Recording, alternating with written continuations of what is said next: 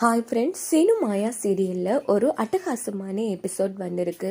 அதை பற்றி தான் இந்த வீடியோவில் பார்க்க போகிறோம். அதுக்கு முன்னாடி நம்ம சேனலை சப்ஸ்கிரைப் பண்ணாதவங்க கீழே இருக்கிற சப்ஸ்கிரைப் பண்ணை கிளிக் பண்ணிவிட்டு பக்கத்தில் இருக்கிற பெல் பட்டனையும் கிளிக் பண்ணிடுங்க. சரி, வாங்க வீடியோக்குள்ளே போகலாம். எங்கே பார்த்தோன்னா நம்ம சிவா ரகுராம் கிட்ட, அண்ணன் உங்களுக்காக தான் எல்லாரும் கோவிலில் வெயிட் பண்ணிகிட்ருக்காங்க, வாங்கன்னு போகலாம் அப்படின்னதோ, இல்லை சிவா நான் வரல அப்படின்னு ரகுராம் சொல்லிடுறாங்க. அதானே முறைப்படி பார்த்தா நம்ம யாருமே கோவிலுக்கு போகக்கூடாது அப்படின்னு பத்மா சொன்னதும், இல்லை பத்மா அது ரொம்ப தப்பு, நமக்கான கௌரவத்தை நம்ம யாருக்காகவும் விட்டு கொடுக்கக்கூடாது. வருஷம் நாம தான் அவனுக்கு நகை சாத்திட்டு வரோம், ஏதோ அவங்க தெரியாமல் பண்ணிட்டாங்க, நடந்தது நடந்து போச்சு, அதனால நம்ம போகிறது தான் சரியான முறை அப்படின்னு ஜானகி சொன்னதும், ஆமாப்பா ஜானகி சொல்கிறது சரிதான் அப்படின்னு பத்மா சொன்னதும், சரி வாரா அப்படின்னு ரகுராம் சொல்லிட்டு ரெடியாக போயிடுறாங்க. இதை பார்த்து ஜானகி ரொம்ப சந்தோஷப்படுறாங்க. அதுக்கப்புறமா புவனேஸ்வரி விட்டு தான் காமிக்கிறாங்க. அங்கே பார்த்தோன்னா புவனேஸ்வரியும் பசுபதியும் செம டென்ஷனில் அந்த இடத்துல புலம்பிட்டு இருக்காங்க. எப்படின்னு இது சாத்தியமாகும், ஆமாம் நகை எப்படி மாறுறதுக்கு வாய்ப்பு இருக்குது அப்படின்னு போதும், அதாம்மா எனக்கு ஒன்றும் புரியலை அப்படின்னு பேசிட்டு இருக்காங்க. அப்படின்னு பார்த்து லிங்கம் வராங்க. யோ என்னையாது இப்படி ஆயிடுச்சு அப்படின்னு போதும், அதாங்க எனக்கு ஒன்றும் புரியலை அப்படின்னுட்டு நேராக ஆசாரியாரை வரவழைச்சு செக் பண்ணி பார்க்குறாங்க. பார்த்தா எல்லாமே போலி நகை, அந்த அம்மனுங்களை தண்டிச்சிட்டா அப்படின்னு சொல்லிட்டு ஆச்சாரியார் அங்கேருந்து போயிடுறாங்க.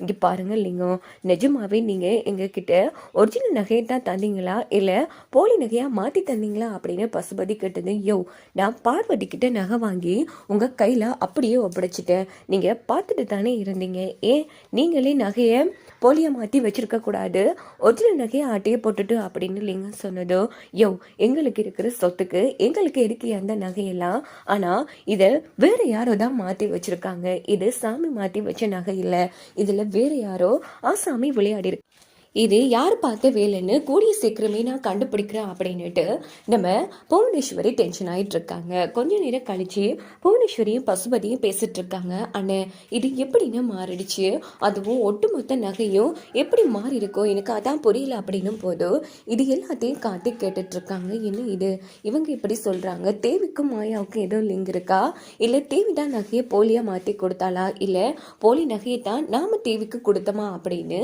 கார்த்திக் குழம்பி போய் இருந்துட்டு இருக்காங்க. அப்படின்னு பார்த்து நம்ம புவனேஸ்வரி கார்த்திகை கூப்பிடுறாங்க. கார்த்தி உன்னால எனக்கு ஒரு காரியம் ஆகணும், அந்த தனா நான் கார்த்திக் சார் கூட தான் வாழ்வான் அப்படின்னு சொல்லணும், அதுக்கப்புறமா நானே தனாவை வீட்டுக்கு அழைச்சிட்டு வந்துடுவேன், எப்படியாச்சும் தனாவை நீ தான் உன் பக்கம் இழுக்கணும் அப்படின்னதோ, அத்தை நீங்க எனக்கு என்னோட அம்மா மாதிரி, உங்களுக்காக நான் என்ன வேணாலும் செய்வேன், கவலைப்படாதீங்க அத்தை, கண்டிப்பா உங்க ஆசையை நான் நிறைவேற்றி வைக்கிறேன் அப்படின்னதும், இங்க பாரு இப்படி சொல்லி சொல்லி எத்தனை வாட்டி சொதப்பிருக்க, இதுவாச்சும் கவனமா பார்த்து செய் அப்படின்னு பசுபதி சொன்னதும், இங்க பாருங்க இது ஒன்றும் நான் உங்களுக்கு சவால் விடலை, இது சத்தியம், கண்டிப்பா இந்த வாட்டி அந்த தனா எப்படிலேருந்து தப்ப மாட்டா அப்படின்னுட்டு கார்த்திக் அங்கிருந்து நேராக கிளம்பி நம்ம தனா வீட்டுக்கு போறாங்க.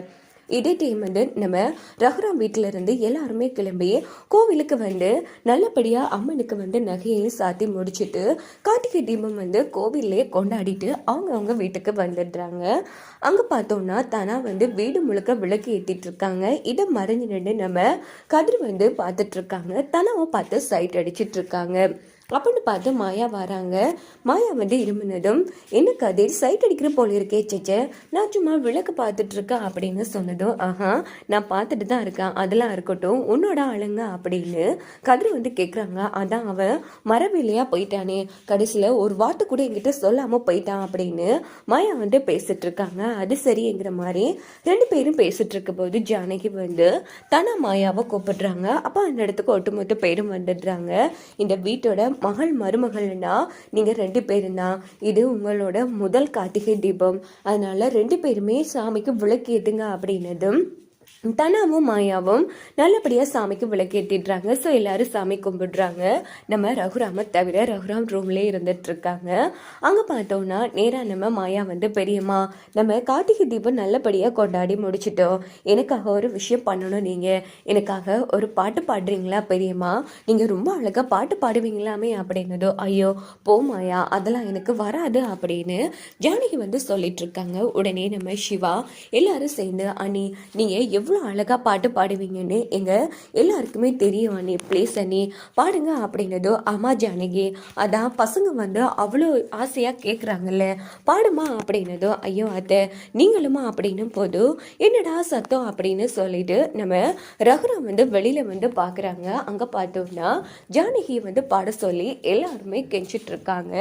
உடனே ரகுராமன் நம்ம ஜானகி பாட போகிறாங்களே அப்படின்னு ஒரு எதிர்பார்ப்போட வெயிட் பண்ணிட்டு இருக்காங்க. சொல்லப்போனால் இந்த பாட்டு மூலமாக ஜானகி தன்னோட காதலை வெளிப்படுத்திருக்காங்கன்னே சொல்லலாம். ஸோ அந்த அளவுக்கு ஒரு க்யூட்டான சாங் வந்து பாடினாங்க. நரைச்ச நெத்தி மூடி மயக்குதையா ஆளை அதில் ஒரு ஊஞ்சல் கட்டி குறுக்க மறுக்க ஆளை அப்படின்னு சூப்பராக ஒரு பாட்டு பாடி முடிச்சதும் எல்லாரும் ரொம்ப சந்தோஷப்படுறாங்க. ஜானகி வந்து பாட்டு பாடும்போது ரகுராமும் ரசித்து கேட்டு தான் இருந்தாங்க. ஸோ எல்லாருமே பாராட்டி முடிச்சிடுறாங்க. அதுக்கப்புறமா பார்த்தோன்னா அன்றைக்கி நைட்டு வந்து எல்லோரும் தூங்கினதுக்கு அப்புறமா கார்த்திக் நேராக நம்ம மாயா வீட்டுக்கு வந்துடுறாங்க. ஒரு வழியாக வந்து நழுவி தன்னோட ரூமுக்கே வந்துடுறாங்க. இது பார்த்து தானே செம அதிர்ச்சியாகி கத்தலான்னு எடுக்கும்போது உடனே கதவை வந்து ஜானகி தட்டினதும் ஐயோ அம்மா அப்படின்னு சொன்னதும் நம்ம கார்த்திக் வந்து கட்டில கீழே மறைச்சிடுறாங்க. அப்படின்னு பார்த்து ஜானகி வந்து இந்த சாப்பிடு அப்படின்னு சாப்பாடு கொடுத்துட்ருக்காங்க. அதே டைம் அதே இடத்துக்கு நம்ம கதிர் அத்தை சார்ஜர் எடுத்து போகலான்னு வந்தா அப்படின்னுட்டு சார்ஜர் எடுத்துட்டு நேராக கீழே பார்க்குறாங்க. கீழே விழுந்துட்டு உடனே கீழே வந்து சார்ஜர் எடுக்கலான்னு பார்க்கும்போது கார்த்திக் வந்து கட்டில கீழே இருக்கிறத வந்து கதிர் வந்து கவனிச்சிடுறாங்க. ஸோ செம அதிர்ச்சி ஆகிறாங்க கதிர். இதோட பார்த்தோன்னா இந்த எபிசோட் வந்து